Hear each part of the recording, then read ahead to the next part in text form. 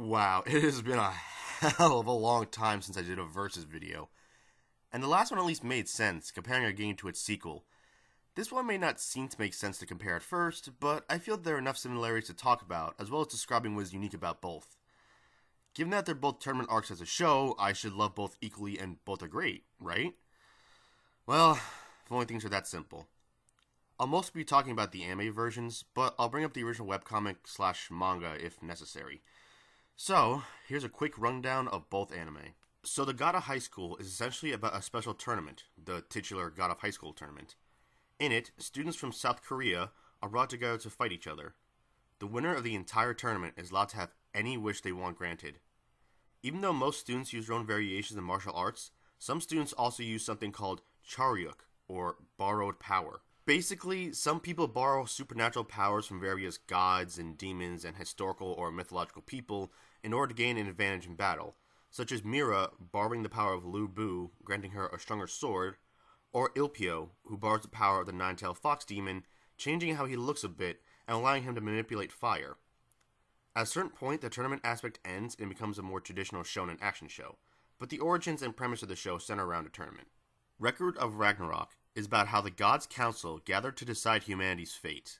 After 7 million years, they decide to exterminate humanity for good, as they see humans as irredeemable. However, a Valkyrie by the name of Brunhilde requests that humanity have the chance to prove their worth. Should humanity win, they are allowed at least another million years to live, and if they lose, then they all die. Each fight consists of one notable human fighting against one notable deity, with 13 fights in total. The humans have some aid from the Valkyries, but it still comes down to their skill. And this being Ragnarok, whoever dies, dies for good and can't ever come back.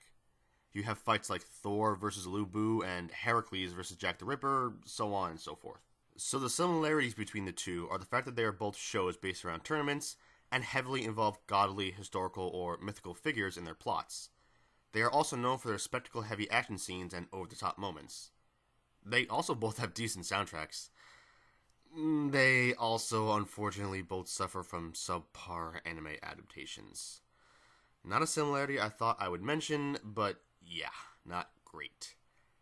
I haven't read much of the original source material for both, but they don't handle their adaptations in the best way, though for differing reasons. Where they differ is with all the rest. Time to talk about the individual quality of each to see their strengths and weaknesses. How this is going to work is that I will describe what I find to be the major selling points of both, those being story, characters, and action scenes in animation. Story will encompass how well the story is told, be it an interesting premise, or the pacing of the show, and how well it explains everything. Characters will cover personality and development of the characters of each show, and how they are handled, as well as how they are utilized. Finally, the action scenes and animation quality, which should be self-explanatory. If I have any other points to bring up, they will still remain in one of the categories. Let's start with the God of High School. GOH starts off incredibly well in my opinion. It's a basic introduction, but it works and does what it needs to do. We get introduced to our leads and get the general idea of what the show will be about, which is a big tournament arc. Already my dream anime. The first 2 episodes really do set up this show incredibly well. The show has a nice mix of serious and comical, with the first episode in particular actually causing me to burst out laughing a couple times. The first 2 episodes are, honestly, some of the strongest I've seen for introducing a show. If they follow all the guidelines to what makes both a good tournament arc and a good show, this can be fantastic. But they don't do that. If they just tried to adapt a decent amount of chapters of the comic and give us a good first arc with the promise of more arcs down the line, this show would have worked.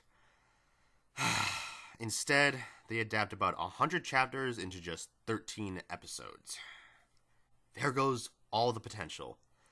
Yes, I know the show was rushed so that the director of this could go direct Jujutsu Kaisen, and that the studio has terrible scheduling and issues taking on too many projects and exhausting their minimal staff, but that's an entirely different issue that plenty of people have talked about already.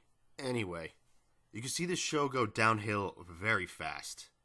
Side characters that are built up as important, and are important later in the story in the webcomic, get either small backstories or no backstories at all, then just disappear.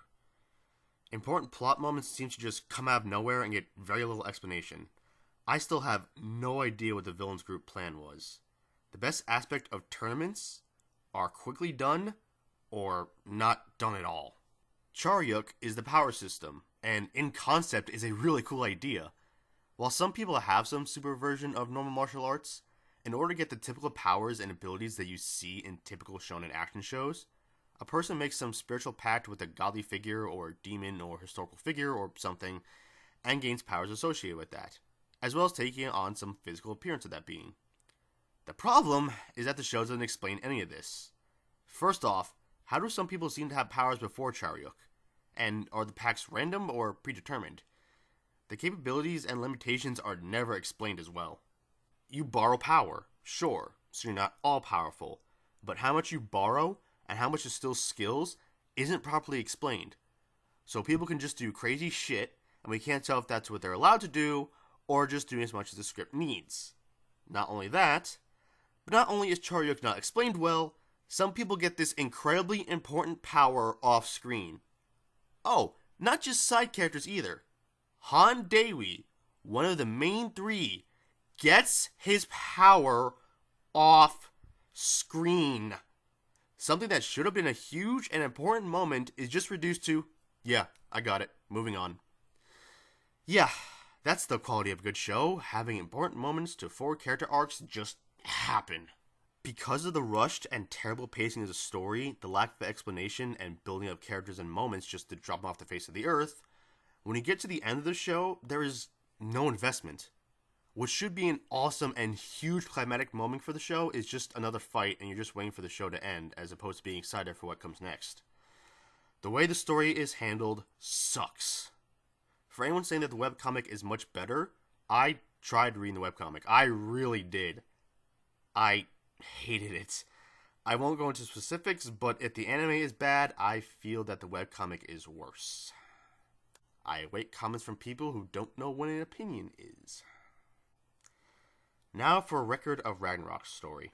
The first episode of Ragnarok is just fine on its own and does what it needs to do. It explains the premise of the show and introduces the main characters and what role they play.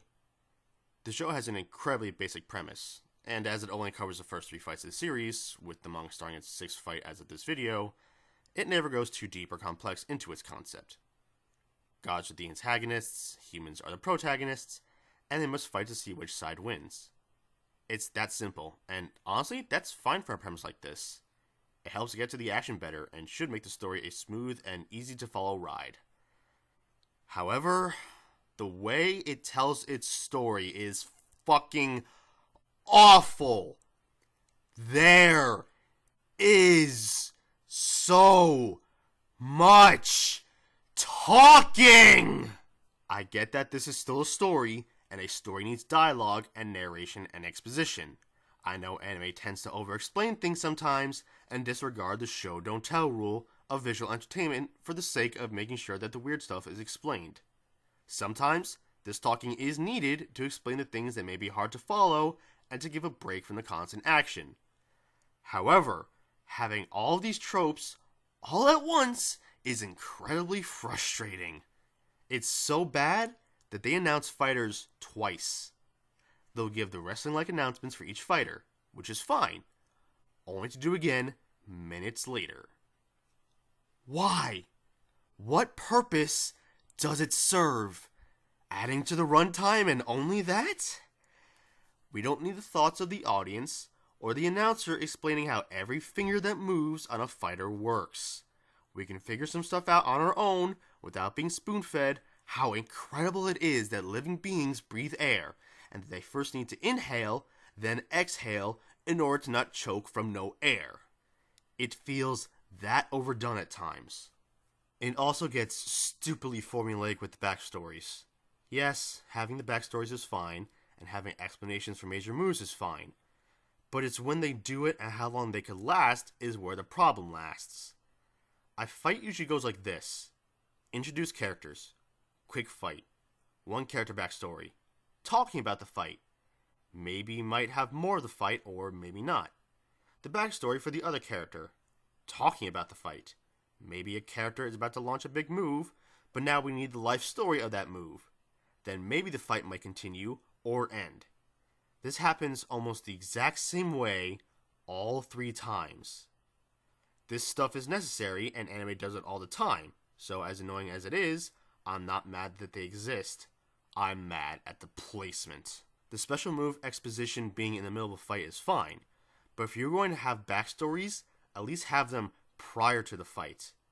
It's no fun for anyone when you're starting to get into a fight, only to be blue-balled for minutes on end by someone's life story. So the simple story is a benefit to being able to understand everything and get to the point. But the show's tendency to over-explain everything and having the exposition scenes in the worst places destroys the pacing and makes what should be fun fights turn into fiction history lessons with the occasional jab. The characters in God of High School are a little hard to talk about, as the Rush anime doesn't leave too much room to talk in depth about the characters. But I'll talk about what I can. Jin Mori is essentially what happens when Goku is raised in normal civilization. Yeah, I feel like that's an incredibly apt comparison. He's naive, likes to fight a lot and eat a lot, is adopted, and his caretaker is called his grandpa, and he has a strong association with Sun Wukong. Just Goku, and that's as far as he goes as a character. Han Dewi starts off having some good motivation, fighting in the tournament to help heal his dying friend, and I like his more straightforward and cynical attitude. But once things go downhill in his life, he kind of just becomes the stereotypical rival slash friend who's fighting for his friends. Now that I think about it, Han got so shafted in the show. Yu Mira gets hit the worst with this. She starts off wanting to save her dying dojo, but once it seems like that plot point just drops, she wants to just keep up with the progress of Jin and Han's skills. Oh god, I hate this kind of characterization so much! So our own main trio are incredibly basic, but they're not bad, just by the books. And that kind of goes for a lot of the characters. Even our main villain, Take Jagle, is incredibly basic. Not all villains need to be sympathetic or be a well-intentioned extremist. Sometimes a villain being evil just to be evil can be great too, if done right. Problem is, it feels like the show wants to have its cake and eat it too. Too bad the show also pukes out the cake. They try to make him love being an evil character, but that only works if the evil character is incredibly entertaining. If you go, that villain is an irredeemable piece of shit and I'd love it, then they work at being a villain. Jagle is just too boring though. Just because he smiles when killing people doesn't mean it's automatically entertaining. Then they try to explain why he is evil and it doesn't work either. Jagle doesn't want to seem like a loser, since his father instilled him with this mindset. Now, an abusive father is a good start, but it comes off incredibly weak. His motivation is basically, I want to be a Chad, never an incel. He's evil because he is insecure and has a fragile ego. Quite the compelling villain right there. The only character that is actually okay, in my opinion, is Ilpio. He looked up to Jin's grandfather, so he took on the role as Jin's protector. He wants to make sure that Jin is strong as well, so he becomes a bit of a rival to test him and Jin's own limits. He has a personal beef with Jagle after he hurt someone close to him, so he has a fantastic reason to be involved with the main plot. And because of this, he isn't pushed off to the side like other side characters, or even main characters. While he doesn't grow or change too much himself, he is still the most interesting character. He's still not the best, but I got invested in his storyline. But yeah, the characters are all weak too. I find the characters in Record of Ragnarok to actually be pretty fun. They're not the most interesting, they're pretty simple, and since only the first 3 fights are covered, there's not too much in terms of character development or complex characters. However, they are fun and do get to show off their personalities pretty well. Zeus is surprisingly playful and is still lustful, but mostly for combat. He's way more wild and eccentric than most interpretations that I've seen. Adam is very arrogant against gods, but is very loving and caring to any human, despite his monotone voice. Loki is a trickster like always, but I love the little character tick that he has, which is that he crouches in chairs instead of sitting. It's little details like that that I love, and help to make characters feel more real, even if they aren't always fleshed out. The best character so far, though, is Brunhilde, mostly because she is more fleshed out than the other characters who, while having great personalities, are still pretty one-note. Starting off, she is just a standard stoic and calm protagonist, just keeping her cool, being snarky towards the gods, and planning out how to win. But when she is alone or with goal, she swears way more than you expect her to. She goes from stoic to a little crazy, but can also have a balance of the two. In desperate times, she'll get tranquilly angry, but still curses the gods up like crazy. And the real depth to her character is that she is not all good and pure. Sure, she is fighting on the side of humans, but she is willing to sacrifice her sisters and try to play dirty in order to win. She is not honorable and willing to go along with a fair fight. For her, it's do or die. There's more to her character than just, I represent the humans, and I love that. Not all characters are great, but at worst are just bland or annoying. Gull is pretty annoying and doesn't really provide any levity. Most of the side characters so far are more like cheerleaders and serve no purpose other than exposition. Thor and Lubu are too quiet, and while they have little moments that do help, they are the blandest fighters so far. I like how arrogant Poseidon is, but because of how stoic it makes him, there's no charm. Even Thor had slasher smiles occasionally, but Waterboy is just so boring. So the characters are all fun to some extent, even if they aren't the most fleshed out, excluding Brunhilde. Some of the character designs suck though. God, I hate Zeus' design in this so much! One thing that I can praise about God of High School is the animation in action scenes, as well as the choreography in those scenes. While the context of why the action is happening is lackluster, the action itself is really good. Not every single fight is pure Sakuga bliss, in fact some fights can be just fine. But when the worst I can say is that it's just fine, you know that it has to be of fairly good quality all around. Characters use actual martial arts for one thing. Most of it is Taekwondo and variations of that, but you also have karate and wrestling and sword fights and so on. The best part is that these are accurate martial arts styles being represented here. Granted, they are exaggerated, but when you can recognize what style and move they are using, that is some great attention to detail, and to be able to animate it to where it is faithful but still fantastical shows love and skill. And that love and skill comes in handy with the fight choreography and the animations of said fights. The characters are animated doing these martial art moves in a silky smooth and realistic way. They apparently mocap some aspects of some fights, and this makes the fights move in a pleasing way. Just look at the fight between Jin and Ilpio. Each punch and kick carries weight, and you can tell through the animation that both characters are skilled, and that this isn't just the rapid attack shtick that plagues even the best battle anime. There is a purpose to every move and a plan, just like real fights like boxing and MMA show. It's not too overly done and over the top. However, when it does get over the top, it still looks great. Characters are on model, and in brief moments when they may be off model for impact or style, it doesn't look out of place. The fights still follow what I stated before, about attacks having weight and full skill on display, and there being purpose to every move, but not with physics-defying moves and supernatural abilities that define anime battles, and is just fun to watch. The fights can be creative with how they are handled, especially when all the god powers are on display. Jin vs. Jaegal looks incredible. They move so fast, but it is clear what is going on, and each move is both still actual choreography, while having some quick clashes to save on time and budget. So while the context and emotional stakes behind the fights fall flat, the fights themselves can be enjoyed in a vacuum. On the other hand, in comparison to the God of High School, the action scenes and animations in the Ragnarok anime are average at best, but do actually dip into slideshows more often than it should have. The animation when it comes to just your average walking and talking and maybe small character moments are just your average animation. It's there and does what it needs to do, and it's fine. Then there are times it can actually be fairly good, such as when the Valkyries are transforming into weapons for the humans. They are really smooth, and you really buy the idea that they are morphing into weapons because of how well they're animated. And that's the only good bit of animation, because the fight scenes have almost no animation. It is very limited and stiff, and a lot of the fight scenes are the same couple of drawings on repeat, or actual slides. Like, literally a PowerPoint. It is embarrassing, which is unfortunate since the art is still fairly good on its own, but in motion is just so limited. When it comes to fight scenes, they only animate the big attacks that are artistically cool, but have no movement, and they animate the rapid attacks. Now, stuff like this is common in anime. Hell, rapid fire fists are one of the reasons why Dragon Ball fights got so big. It is also a great way to save on budget, just have a static shot or just use an animation.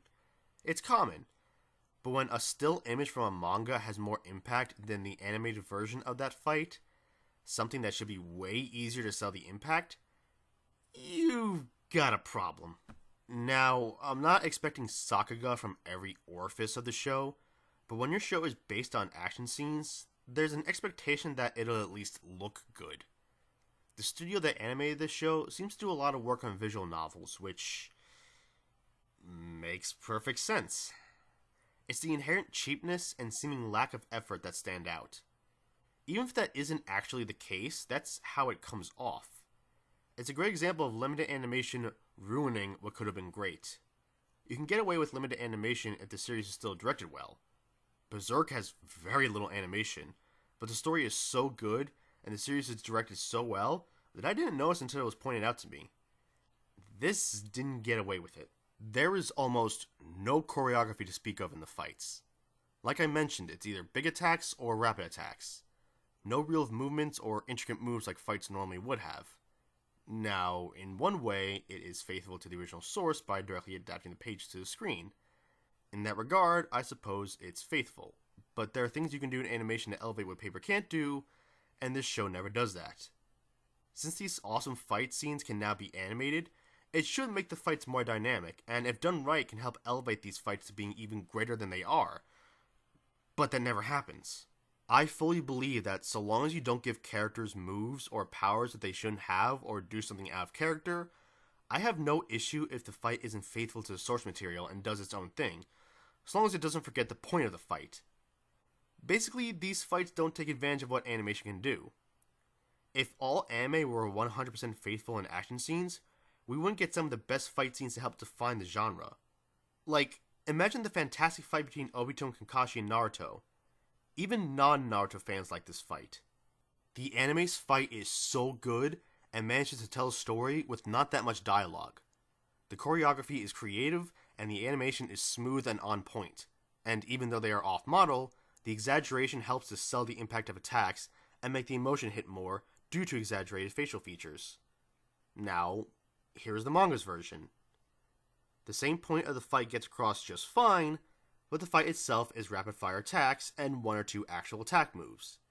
This makes more sense for a manga's pacing since fully intricate and choreographed action scenes would take forever to ink and draw, and the point of the fight would take way longer to get to. Imagine if the anime animated the fight fully faithfully. It would be so unmemorable and forgotten, but instead, the team took advantage of the fact that it's animated and got creative and made something truly spectacular. It deviates from the source material, but only to elevate it and not disregard it or fuck it up. Like, okay, maybe the Thor vs. Lubu fight can be limited in its animation and choreography, as it's just a setup fight to explain how the rules of this world work and how fights will play out. However, there were definitely ways to make the Zeus vs. Adam fight way better, and the show actually made it worse. This is the fight that drew in so many people to the series, so it is incredibly important to nail this and hook people in the show. But because of the limited and stiff animation, it is actually awful. Again, time, budget, studio expertise, life experience, there could have been so many factors as to why this didn't turn out well. So it's not so easy to say, this should be good, but you fucked it up, now fix it. But with how anticipated this anime was, they definitely should have planned this all out better instead of banking on name recognition alone. The pacing of the fights are also a big problem, but I mostly covered that in the story section. Breather moments and breaks in the action are fine, but there's too many breakaways for a prolonged backstory and exposition, and we never get the action to speak for itself. Alright, I think it's time to wrap all this up now. As I just took a long time to describe, both series have their good points and bad points. God of High School has a really interesting story, but is held back by the pacing of the show and how rushed it all is, leading to unsatisfying and confusing moments. Record of Ragnarok also has a fucking awesome premise, but the overuse of exposition and padding leads to slow pacing and way too many interruptions in the fights. The characters in GOH have rushed arcs, and some characters that seem like they might lead somewhere get dropped, and other characters are introduced with no explanation, and most characters that seem like they could be interesting end up becoming generic. ROR has mostly bland characters with no arcs and low development, but they do have some charm to them, and there is at least one standout character. GOH may not have good context and investments in its fights, but the fight scenes and animations in those scenes are fantastic and are the best part of the show. ROR is built entirely around the fights, but because of all the talking and static animation and lack of creativity, the fights and animation of those fights are awful, and any hype moments that should be there feel so underwhelming. They both had their potential, and I love aspects of them, but the adaptations do not do these two series justice. In terms of how the two compare, Record of Ragnarok feels like what God of High School was trying to do in terms of similar concepts, but done in a more entertaining, if safe way. Except in the animation and fight scenes, GOH kills in that category. I would like to see both series get another season, either by the same production companies but with more love and care put in, or by other studios that can do these IPs justice. I love tournament arcs, and shows based around this idea should work, but both series need some reworking. 任せろ俺たちは絶対負けねえ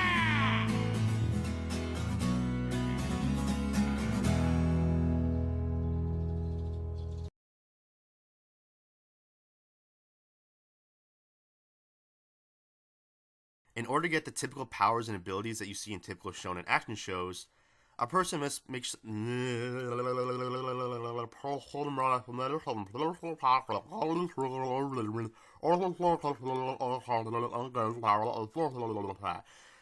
Why am I doing better with a silly voice? Why am I doing better with the freaking Chibi Cthulhu voice? Just oh, it sounds more like what's the guy from Futurama? Shit. Whatever.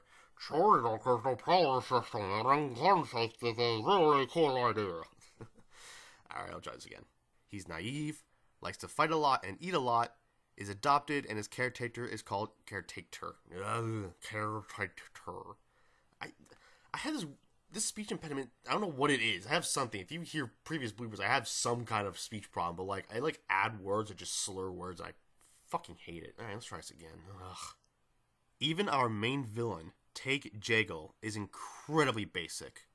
Not all villains need to be sympathetic or be a well-intentioned extremist. Sometimes being a villain, sometimes being a villain, evil villain, is just evil. Come on, evil people. Evil people. Okay. Now, I'm not expecting Sakuga from every orifice of the show, but when your show is based on action scenes, there's an